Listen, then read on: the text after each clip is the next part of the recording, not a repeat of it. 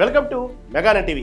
తమ దేశంలో మాదక ద్రవ్యాల సరఫరా హింస వెనుక నికోలస్ మదురో ప్రభుత్వమే ఉందన్న ఆరోపణలతో అమెరికా అధ్యక్షుడు ట్రంప్ భీకర దాడులకు దిగారా? ఆ దాడుల్లోనే వెనిజులా అధ్యక్షుడు మదురోతో పాటు ఆయన సతీమణి సిలియా ఫ్లోరెన్స్ ని అమెరికా కస్టడీలోకి తీసుకున్నారా? దీంతో మదురో ప్రభుత్వాన్ని కూల్చాలన్న ట్రంప్ సంకల్పం దాదాపు నెరవేరినట్టేనా? బస్సు డ్రైవర్ గా మొదలైన మదురో ప్రయాణం దేశాధ్యక్షుడుగా దశాబ్దానికి పైగా కొనసాగిన పాలన ఇక్కడితో ముగిసినట్టేనా? దక్షిణ అమెరికా రాజకీయాల్లో ఇది కొత్త అధ్యాయానికి ఆరంభమా, లేక వెనుజులాకు అతిపెద్ద రాజకీయ సంక్షోభమా?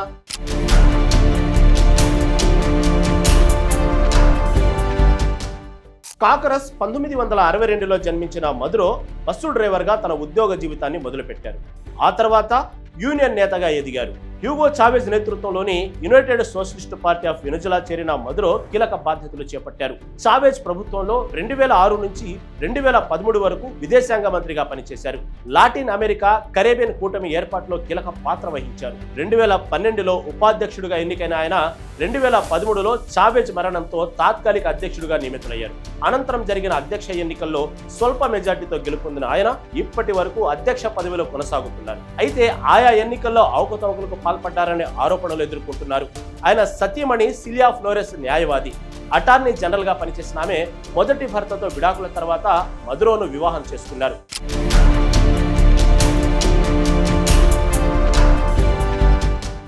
అనంతరం జరిగిన అధ్యక్ష ఎన్నికల్లో స్వల్ప మెజార్టీతో గెలుపొందిన ఆయన ఇప్పటి వరకు అధ్యక్ష పదవిలో కొనసాగుతున్నారు.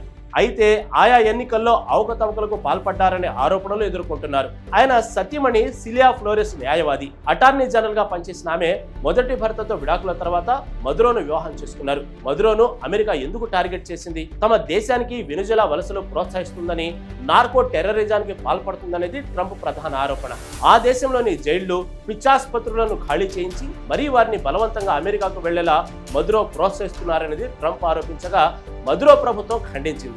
దీనికి తోడు అమెరికాకు పెద్ద ఎత్తున మాదక ద్రవ్యాల రవాణాను కూడా వెనుజువేలానే కారణమని ట్రంప్ చేస్తున్న మరో ఆరోపణ.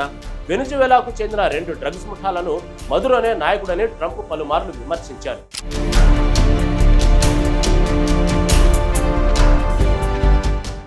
ప్రపంచంలోనే అత్యధికంగా చమురు నిల్వలు కలిగిన దేశాల్లో వెనుజువేలా ఒకటి.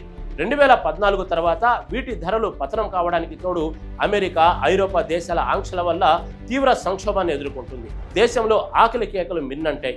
ఈ క్రమంలో ఇక్కడి చమురుపై ఆధిపత్యం చలాయించుకుంటున్న ట్రంప్ సర్కారు ఇందుకోసం కొంతకాలంగా ప్రయత్నాలు చేస్తుంది. అందుకే అమెరికాకు డ్రగ్స్ సరఫరాలో మదురో ఉన్నాడని ఆరోపిస్తూ ప్రభుత్వం నుంచి దిగిపోవాలని హెచ్చరిస్తూ వచ్చింది.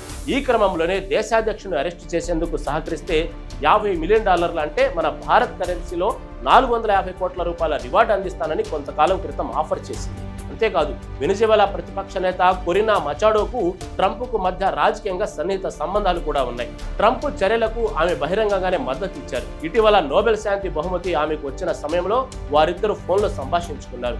ఈ క్రమంలోనే నేరుగా రంగంలోకి దిగిన ట్రంప్ సైన్యం ప్రత్యేక ఆపరేషన్ చేపట్టి మదురోను కస్టడీలోకి తీసుకుంది. దీంతో మదురో స్టోరీ ఓవర్ అనే ప్రచారం జరుగుతుంది. మరి నిజంగానే మదురో బయటకు రాడా? అసలు ఏం జరగబోతుందనేది తెలియాలంటే కొద్ది రోజులు వెయిట్ చేయాల్సిందే.